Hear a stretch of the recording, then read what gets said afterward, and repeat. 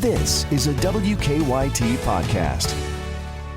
Welcome to Countdown to Game Time. Alex Walker, Dave Baker. Kentucky basketball, winners of 5 in a row. They're rolling at the right time.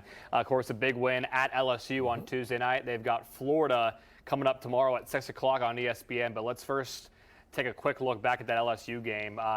The guys seem to be road warriors. They're adopting that road mentality that they can go in opposing environments and prove their worth, and they did that on Tuesday. Well, they did. You know, they went in, they made shots. They continue to play with the short bench. They continue to put the pieces together, and they continue to have guys that not only get big stops at the right time, but guys that can make big shots at the right time. And to go into an environment like that, obviously, it was a huge, huge game for LSU. And it became an even bigger game for Kentucky the next night when Georgia upsets Auburn. Exactly. So the Cats now 2 clear of both of those. But again, they're just at the point because of some of those losses in the season. Okay, they're trending the right way, but you can't afford any sort of slip up. And Florida's a really good team. And not going to be easy tomorrow, but you cannot afford to stumble the rest of the way to make a significant improvement in your NCAA seeding. And I know that one of the mock NCAA brackets came out today, and they had Kansas, Duke, and Kentucky all in Indianapolis, right? So that's why you want to improve your seed as much as you can. Yeah, right now they have Kentucky right around a 3 line right now. Something 3, 4, something between like 3 and 4, something like that. One of the things that has developed throughout this week is a Pick Nick All-American campaign for Nick Richards with all these funny videos. If you haven't seen them, go to Twitter, UK Basketball, Nick Richards, Leah Edmond tweeted one out. Nick Richards, 13.7 rebounds, had a bunch of blocks at LSU. Yeah, I bet Leah tweeted one out. Leah did. No, she did. She was saying, look, I got these SEC trophies. I got these SEC Player of the Year trophies, and she's dusting them off. And she's like, Nick needs a trophy now so he can dust off his own trophy. But she's as responsible as anybody. She is as responsible as anybody for Nick's success besides Nick. Hey, that's what she says, and I believe it. I mean, ever since they got together, I mean, she's a wonderful young lady. But she has got when she gets down to business, she gets down to business. And I'm telling you, she gets after him. And I was at a local Lexington establishment this morning talking to UK volleyball coach Craig Skinner while we were waiting for coffee about that very thing. And I mean, you know, it's great. Mama Cal has got a Nick for All-American sign up in the front yard at the house. I want one too. We should put one in the front office here. You think? We could. We could put it out on the horse out front. Here's the other thing too. We could. Big horse in front of our studio. Just put it right on there. Real quick though. So Nick Richards, you know, definitely a candidate for SEC Player of the Year, but Emmanuel Quickly should be too. Don't you think? Oh my gosh, right. I mean, based on what he's done the last couple of weeks. You know, Nick has been spectacular, and sometimes this comes down to an expectation game. Okay. And there were no expectations. If any, they were very low for Nick this year based on what he had or he hadn't done. He's certainly exceeded those, but then what he's actually done on the court has been pretty phenomenal as well. Ashton Hagans has certainly got an ability to do those things, as well as Tyrese Maxey, but they've been kind of up and down.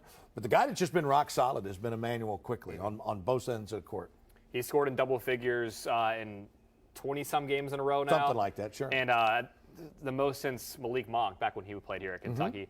Looking ahead to tomorrow against Florida. Florida's a team that when you look at their roster and don't look at their schedule, you wonder how they are right now in terms of the SEC standings. Right. They have so much talent on that roster. When the year began, a lot of people picked them as a dark horse candidate to contend for the SEC. Kerry Blackshear was picking between Kentucky and Florida. He was the number one free agent, to use an NFL analogy. He absolutely was the number one free agent, and Kentucky fans were disappointed, and they didn't get him. He's in Gainesville now. He's going to come to town tomorrow. What do you make of this Florida team that has had some big-time wins, but also some kind of bizarre losses throughout the year? They have, and that's just the way college basketball is this year. But I had not thought about this, and that's a great point that you make.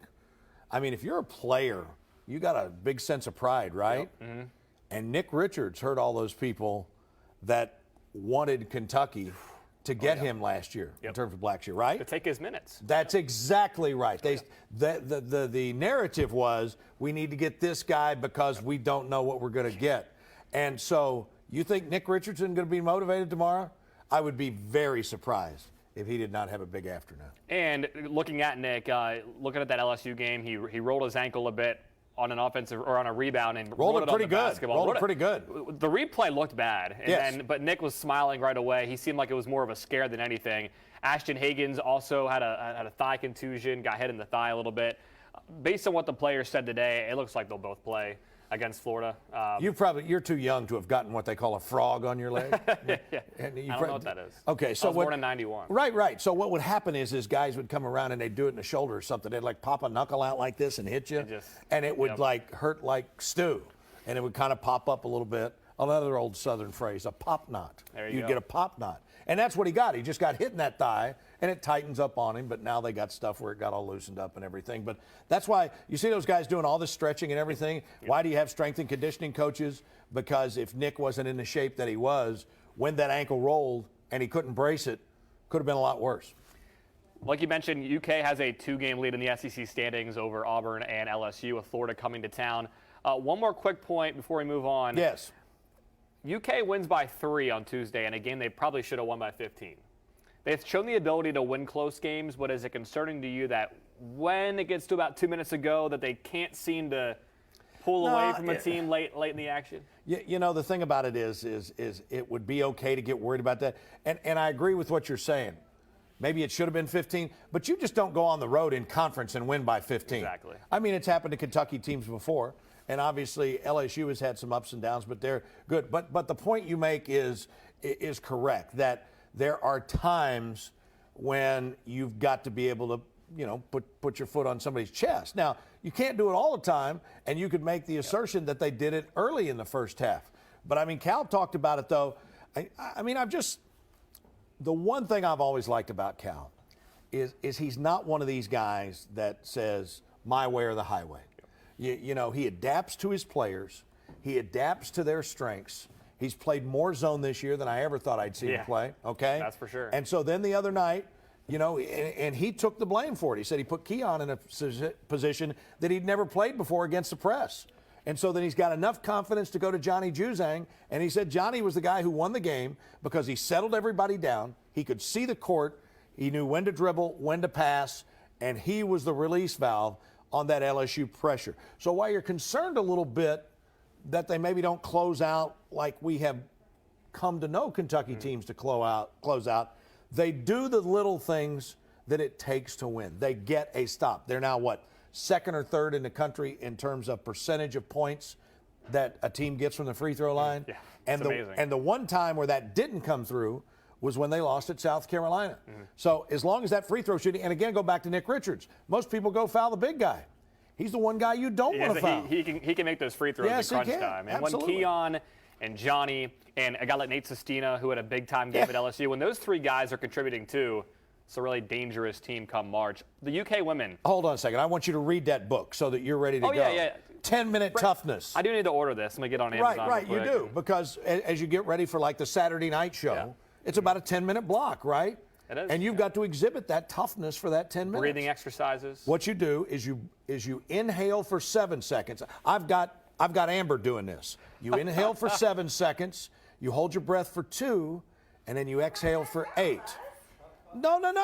It worked for Nate Sestina. It'll work for you. You're a highly conditioned athlete. Thanks, Tony Robbins. Right? No, all it takes look is up a the book. guy's name. It wasn't the Tony Robbins that wrote the book. It was the other guy. 10-minute toughness. You could benefit as well, Bailey. We're all going to read it. We're going to pass it around the office, and we'll all be just perfect. It won't work for Caldwell, but it'll work for you. Well, hey, the UK women, by the way, hey, there they are. Hey, get the book, read it. Buy the book. Book report due Monday at 6, let's say. All right, cool. And while we're at it, yeah. thanks to our sponsor, Mingy Beef Jerky. Of course, you got to try this stuff. It's tasty. Okay. It's really tasty. UK women, by the way, taking care of business at Ole Miss last night by 40 or so. Ole Miss is the worst team in the conference.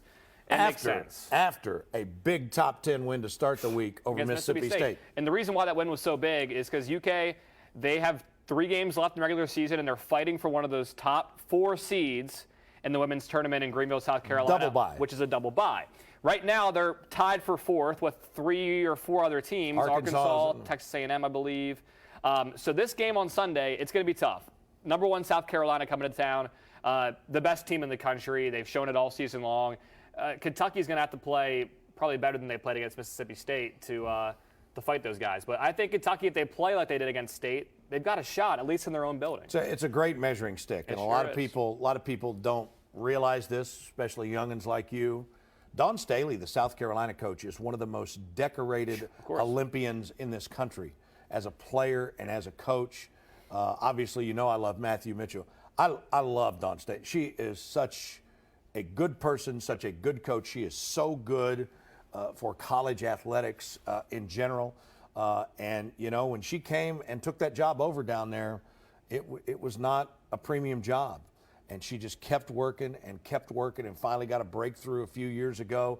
They were number one for a while, hadn't gotten to that mountaintop. Then they get to the mountaintop, and then this year I think they beat UConn. It was either first time ever or first time in Columbia. And so that just, you know, they've now taken it to another level, and it'd be a great opportunity for UK, but they will have to play a nearly perfect game. That is a 2 o'clock game on Sunday at Memorial Coliseum, so go out and check out the girls, and hopefully they'll get the win, because if they get that win, they'll just about lock up a double bye with Vanderbilt still on the schedule, which should be a win down in Nashville. But we'll have those highlights on Sunday. We'll have the UK-Florida highlights coming up tomorrow on WKYT Game Time at 11 o'clock. Real quick, UK baseball in action at 4 o'clock, opening up a weekend series with Appalachian State. Oh, the kids out of Boone, which they have one of the prettiest baseball stadiums in America. You just reminded me. Did out. Anybody roll on the softball game? Oh, we got it. Oh, good. Yeah. I was supposed to roll on that at 1:30, and I forgot. UK softball, as we know, we love Rachel Lawson. She's got the girls rolling again. One of her best teams. She just continues to reload that roster. She thinks it could be her best hitting team ever. It could be, because they already beat a Minnesota team, top 10 in the country. They should have beat Arizona State, another top 25 team. That group is rolling, and they have a couple games this weekend. We'll have all that on WKYT Game. And I don't think we've mentioned this yet. And by the way, what time is your real ID wait time thing, Amber, tonight? It's Monday at 6. Actually. Monday at 6. Yep. She's just getting ready for it. I mean, you got to see this. You got to tune in Monday at 6 to see this. And we know you want to get going here. But anyway, Abby Cheek, who's the SEC all-time home run leader, she was at Morehead State as an assistant coach.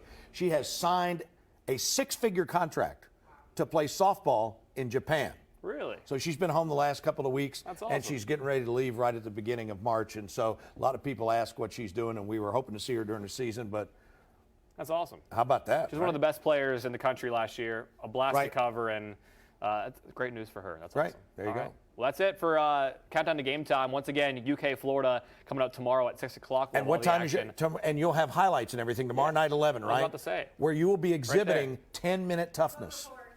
Yes, 10-minute toughness. For Dave Baker, I'm Alex Walker. Have a good Friday, guys.